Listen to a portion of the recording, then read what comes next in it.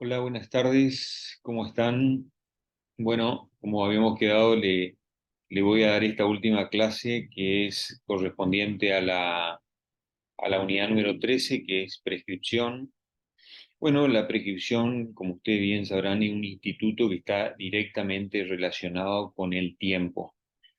Y como también vimos en su oportunidad en la unidad número 1, una de las características de la obligación es la temporalidad. Es decir, el tiempo es fundamental en todas las relaciones jurídicas.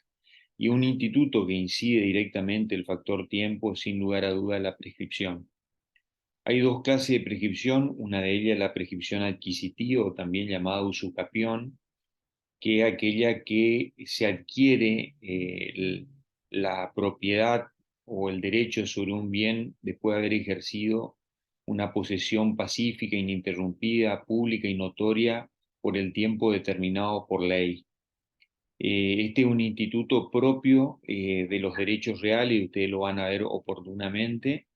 Y después está la prescripción extintiva o la prescripción liberatoria, que es justamente la extinción o la pérdida del derecho por el transcurso del tiempo fijado por ley, dada la inactividad de su titular. A diferencia del Código Civil anterior, este código no trae una definición, sino que la definición de lo que es la prescripción extintiva o liberatoria está a cargo de la doctrina, y que justamente, como dijimos, consiste en la extinción de un derecho en virtud de la inacción de su titular por el tiempo establecido por ley. Con respecto al tema del régimen legal, el régimen legal, es decir, el Código Civil y Comercial, sigue un criterio similar al que tenía el Código Civil anterior. El Código Civil anterior trataba la prescripción dentro de las disposiciones comunes de los derechos reales y personales dentro del libro cuarto. Este código sigue la misma metodología, lo trata en el libro sexto, justamente dentro de las disposiciones comunes de los derechos reales y personales. Justamente una de las críticas que se le hacía al Código Civil anterior era por qué, si la prescripción adquisitiva en materia privativa de los derechos reales y la prescripción extintiva o liberatoria en materia privativa de las obligaciones, por qué cada una no está tratado dentro de la parte respectiva. No obstante, el nuevo código siguió la misma metodología del Código Civil anterior. En el capítulo primero hace referencia a las disposiciones comunes de la prescripción adquisitiva y la liberatoria, es decir, el ámbito de aplicación, renuncia, validez, el tema de lo que tiene que ver con la suspensión, interrupción, dispensa de la prescripción. Luego, todo un capítulo referente al tema de los plazos, que en esto hay una modificación sustancial muy importante y la vamos a ver al final, donde reduce el término de prescripción de 10 a 5 años, es decir, el plazo de prescripción general, y después establece algunas excepciones, tanto en los artículos 2561, 2562 y 2564, es decir, supuestos especiales de prescripción, y después lo que es el tema de la prescripción de 1 año y de 2 años, que están en los artículos 2562 y 2564.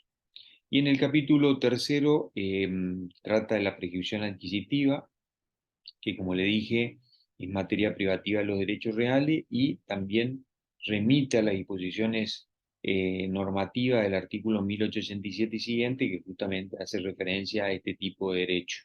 Y por último, en el capítulo cuarto trata de la caducidad del derecho, que es un tema que está también muy relacionado con el tiempo, es decir, por eso lo trata conjuntamente con la prescripción. Los elementos de la prescripción adquisitiva son, o extintiva o liberatoria, son dos, que es el transcurso del tiempo fijado por ley y la inactividad de su titular.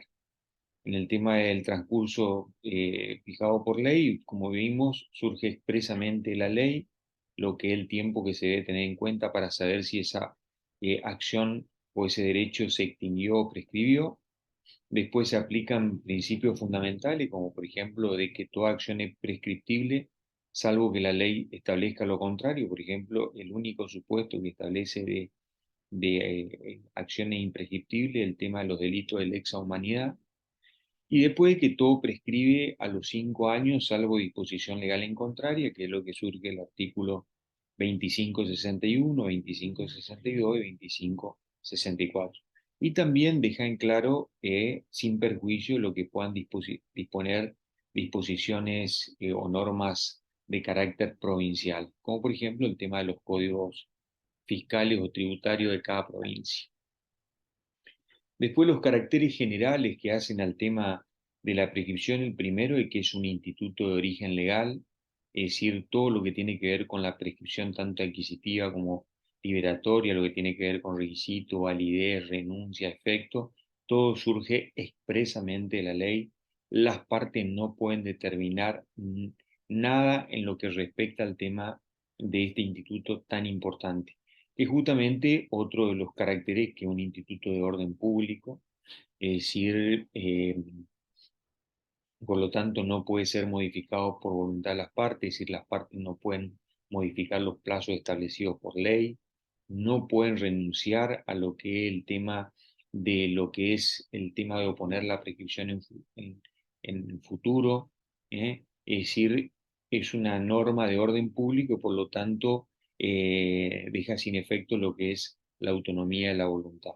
No puede ser declarada de oficio por el juez, justamente porque acá no solamente tiene que ver el tema del factor tiempo, sino que por ahí se pueden dar determinadas situaciones como son supuestos o causales de interrupción o de suspensión de la prescripción que muchas veces son desconocidas por el juez, ya que necesariamente tiene que ser invocada por la parte.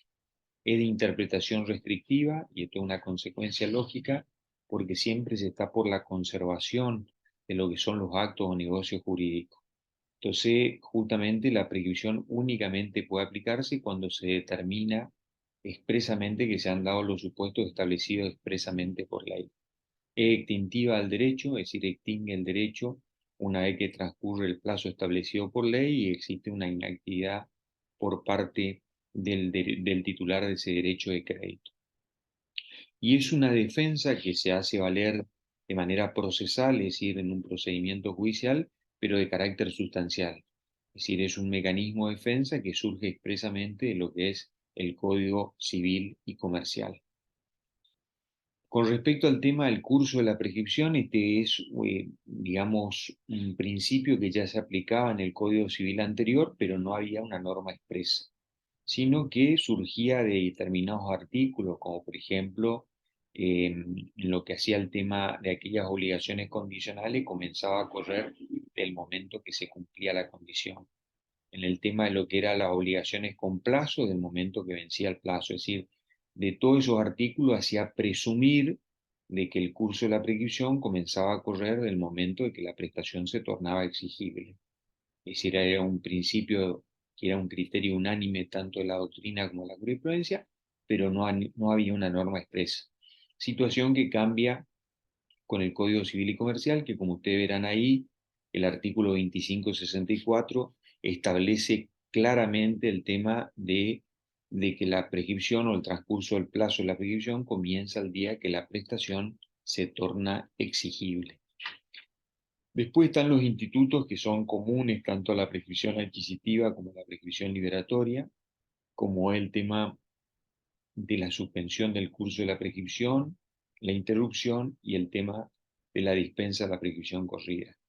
Con respecto al tema de la suspensión del curso de la prescripción, es cuando el curso o el lapso de tiempo se paraliza, ya sea por una causa concomitante o sobreviniente a su inicio. Si es concomitante, directamente el curso de la prescripción no comienza a correr, sino que se paraliza al inicio.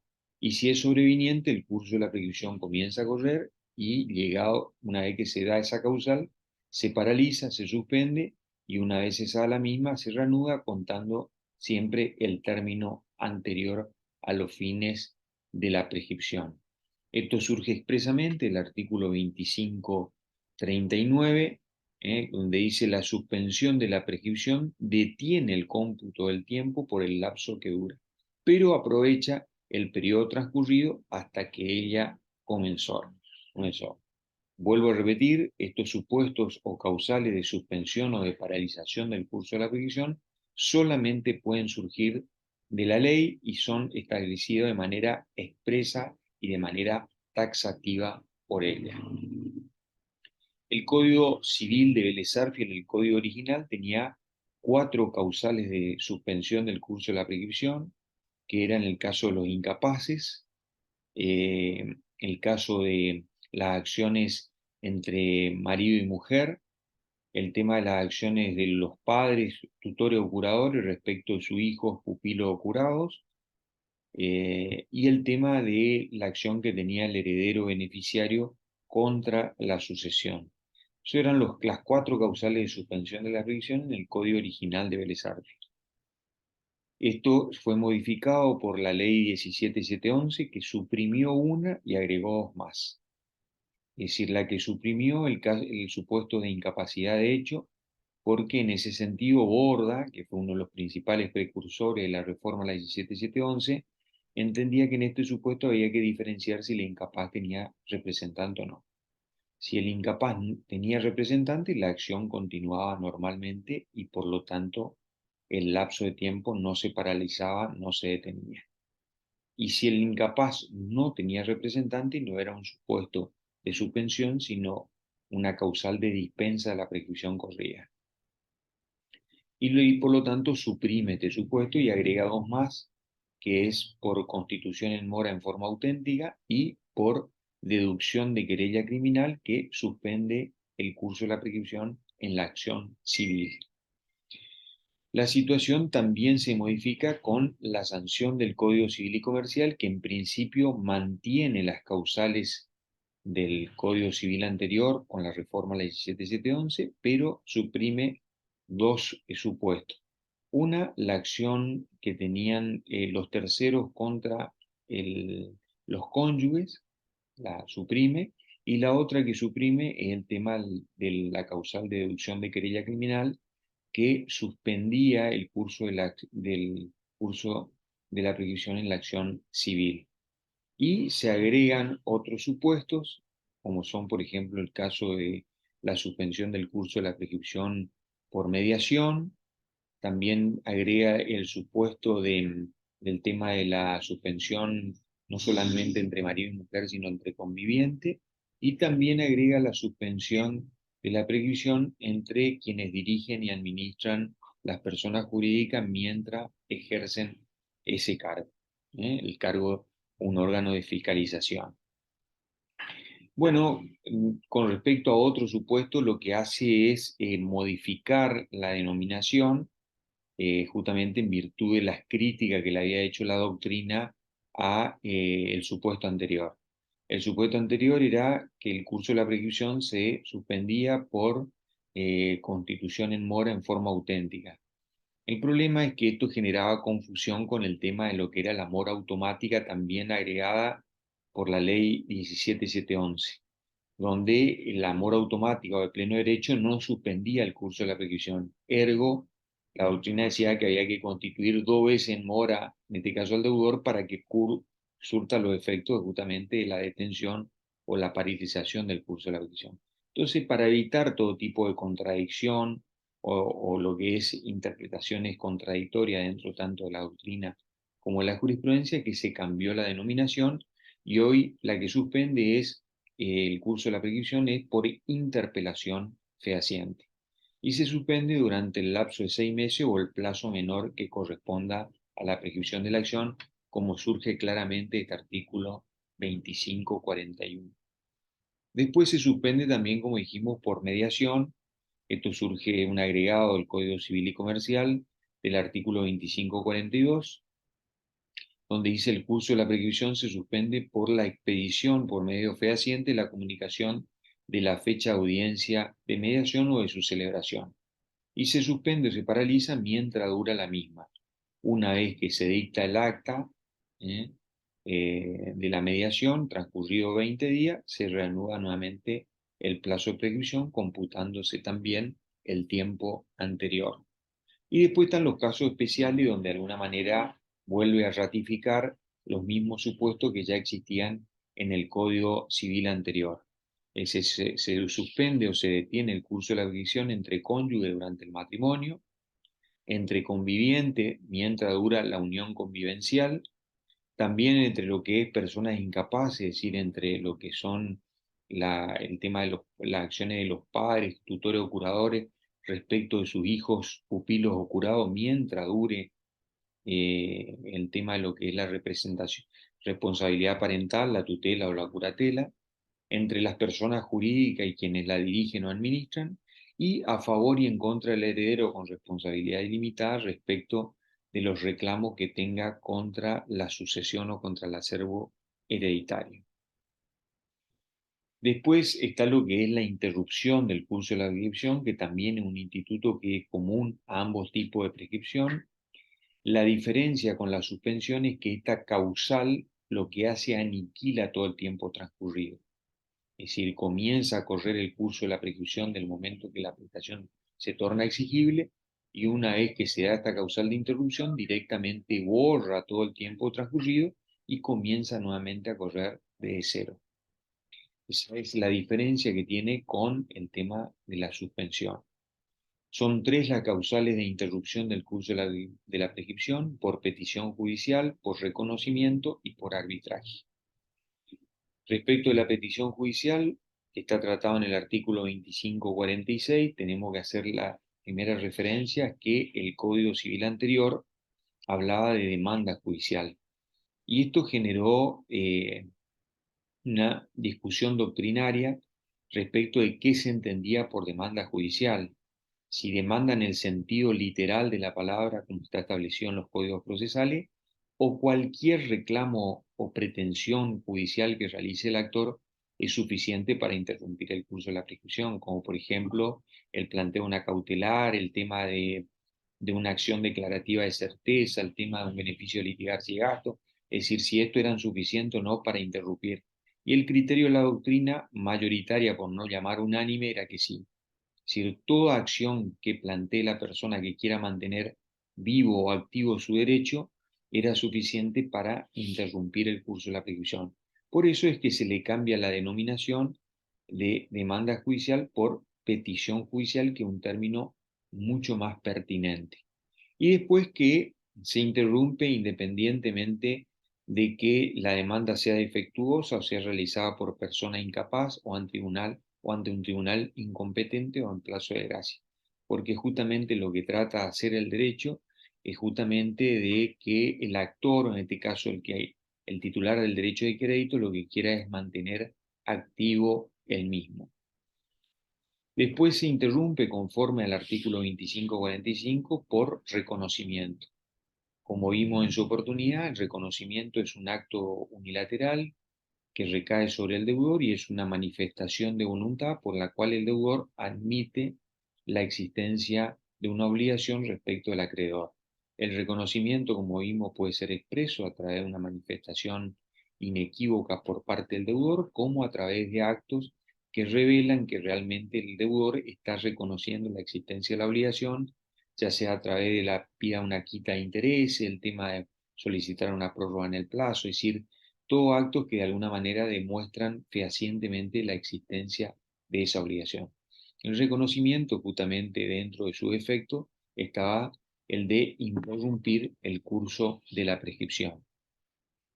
Y por último, el tema de la interrupción por solicitud de arbitraje, es decir, claramente surge este artículo 2548, que el curso de la prescripción se interrumpe por solicitud de arbitraje.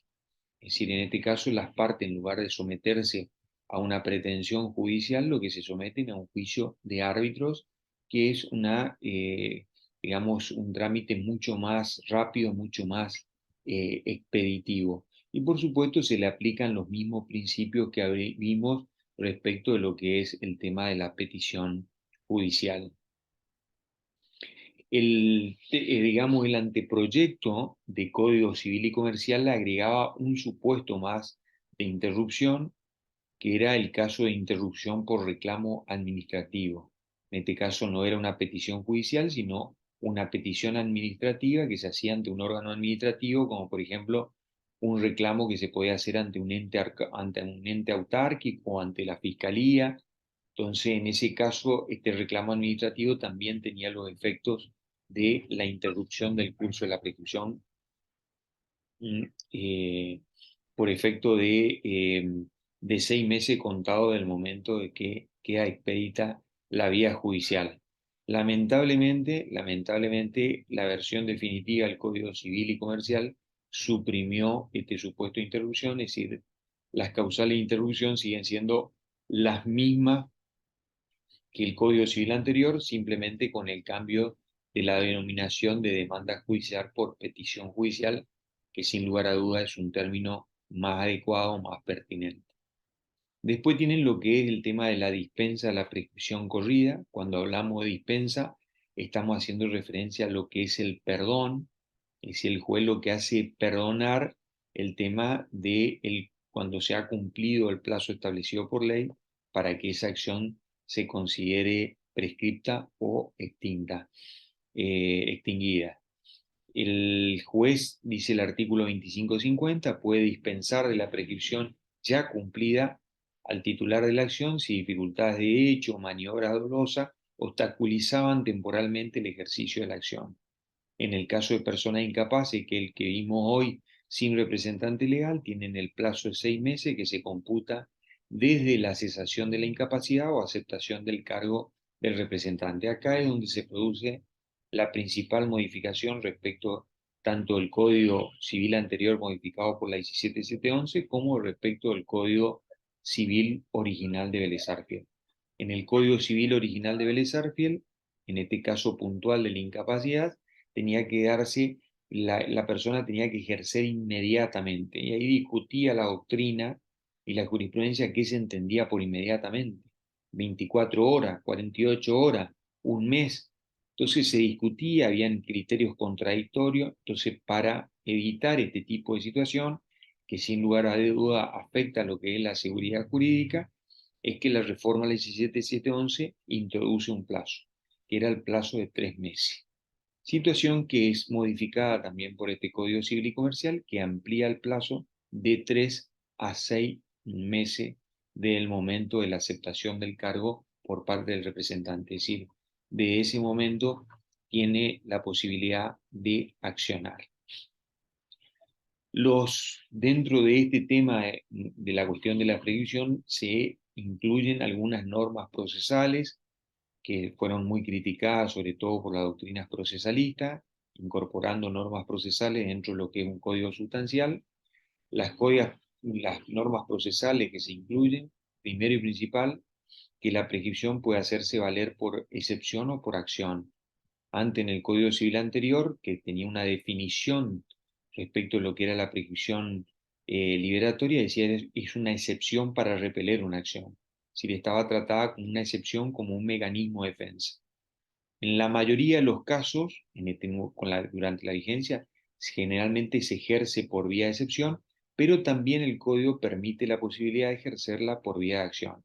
Por ejemplo, cuando queremos lograr la prescripción de, por ejemplo, impuestos municipales, tanto del automotor o de un inmueble, podemos ejercer esa prescripción por vía de acción. Después el tema de la oportunidad para oponerla.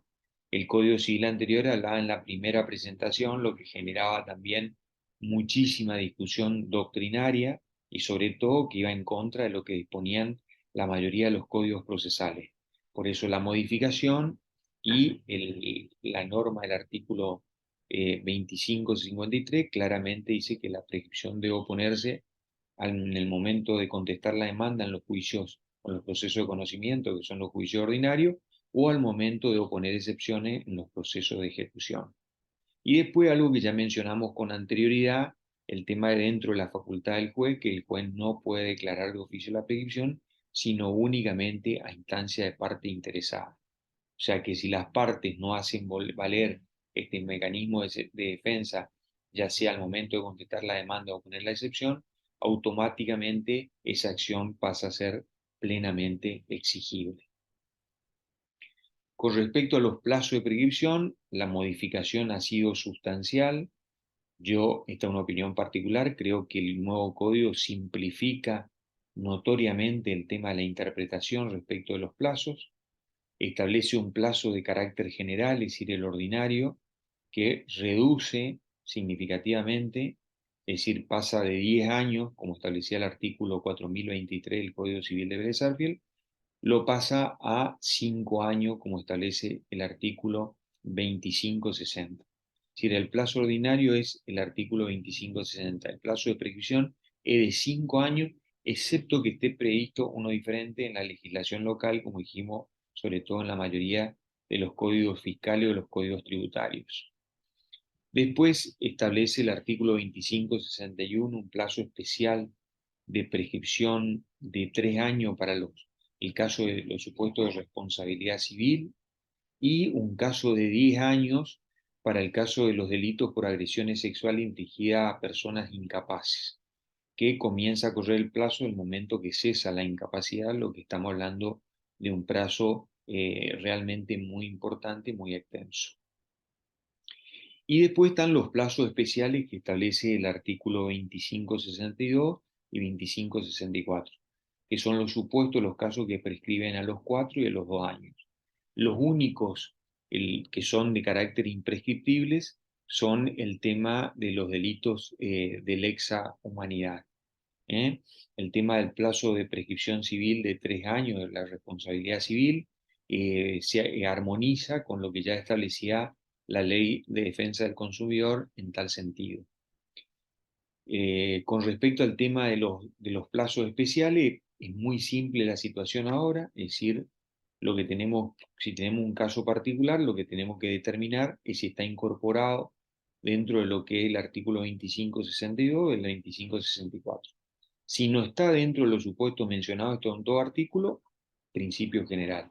Es decir, la acción prescribe a los 5 años, es decir, simplifica significativamente lo que es el tema de la interpretación en cuanto a cuál es el tiempo, el plazo de prescripción. Por ejemplo, el plazo general en materia de responsabilidad civil es de 3 años.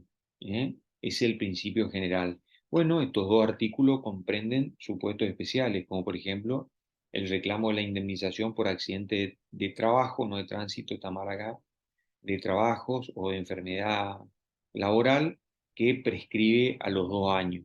También, este que está acá, el tema de el reclamo de los daños derivados por transporte de personas o de cosas, también prescribe a los 2 años.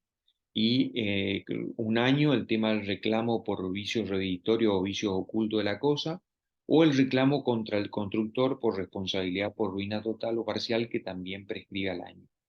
Todo lo que no está incorporado dentro de estos supuestos especiales prescribe a los 3 años en lo que tiene que ver con la responsabilidad civil. Y respecto a lo que son los supuestos comunes, prescribe a los 5 años.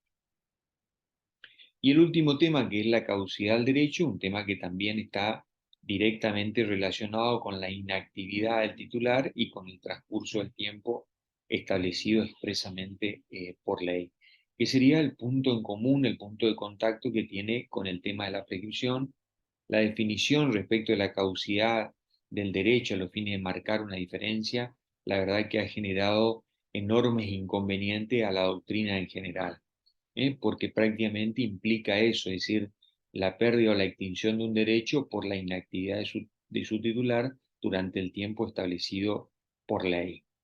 No obstante ese punto en común que tienen estos dos institutos, tanto la prescripción como la caducidad, hay importantes diferencias entre una y otra. La primera es que la prescripción es un instituto que resulta exclusivamente de la ley. En cambio, la caducidad puede operar tanto de la ley como de la voluntad de las partes. Esa es una primera diferencia. Segundo, la prescripción tiene supuestos causales de suspensión, de interrupción o de dispensa de la prescripción corrida, situación que no se da en la caducidad. No hay ni causales de suspensión, ni de interrupción, ni de dispensa. Después los plazos de prescripción son más prolongados, 5 años, 10 años, como en el caso de agresiones sexuales sobre personas con incapacidad o discapacidad. En cambio, los plazos de caducidad son más cortos, más breves. Y esa es una marcada diferencia también con el tema de la prescripción. Después la prescripción lo que afecta son derechos sustanciales, por eso es un mecanismo de defensa que uno hace valer de manera procesal decir, en un juicio, pero que es de carácter sustancial. En cambio, la caducidad puede afectar tanto derechos sustanciales como procesales. Por ejemplo, uno de los supuestos de caducidad más importante dentro de lo que es el aspecto procesal es lo que van a ver oportunamente como es la caducidad de la instancia, o la aprehensión de instancia. Después, la prescripción, como vimos, no puede ser declarada de oficio por el juez. En cambio, la, la caducidad sí puede ser declarada de oficio por el juez. Y esas son las más importantes diferencias que hay entre un instituto y otro. Bueno, esto es lo más importante respecto a esta unidad número 13.